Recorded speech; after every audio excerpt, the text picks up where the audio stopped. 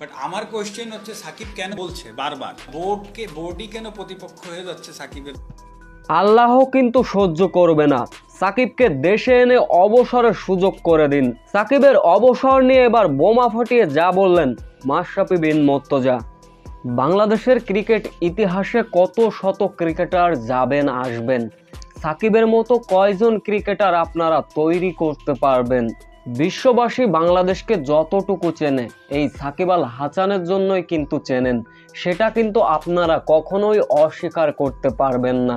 বিশ্বে ক্রিকেটে খুব কম ক্রিকেটারই জন্মে যে 3 ফরম্যাটে অলরাউন্ডারের র্যাঙ্কিংয়ে শীর্ষে থাকে। এমন সোনার টেকরো ছেলে বাংলাদেশে জন্মগ্রহণ, তবে কি তিনি সঠিকভাবে অবসর নিতে পারবেন না? সাকিব কি একটু ডিজার্ভ করেন না দেশে এসে অবসর নেবেন, সসম্মানে অবসর নেবেন? কানপুর টেস্টকে সামনে রেখে এক সংবাদ সম্মেলন করেন সাকিব আল হাসান, যেখানে সোজা সাপটা সাকিব আল হাসান এবারও ছিলেন একটু সোজা সাপটা।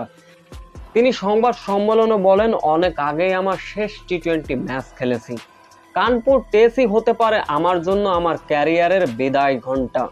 তবে সাকিব আল হাসান খোলাসা বলেন, বিসিবি যদি আমাকে নিরাপত্তা দিতে পারে তাহলে সাউথ আফ্রিকার বিপক্ষেই আমার দেশে, আমার বাংলাদেশে আমি অবসর নিতে চাই। বিসিবি কি তার এই সত্যটা মেনে নেবে? সাকিব আল হাসানকে কি দিতে পারবে কড়া নিরাপত্তা? আসলে কি সাকিবের অবসর নিয়ে বিসিবির কি সত্যিই কোনো দায়িত্ব নাই?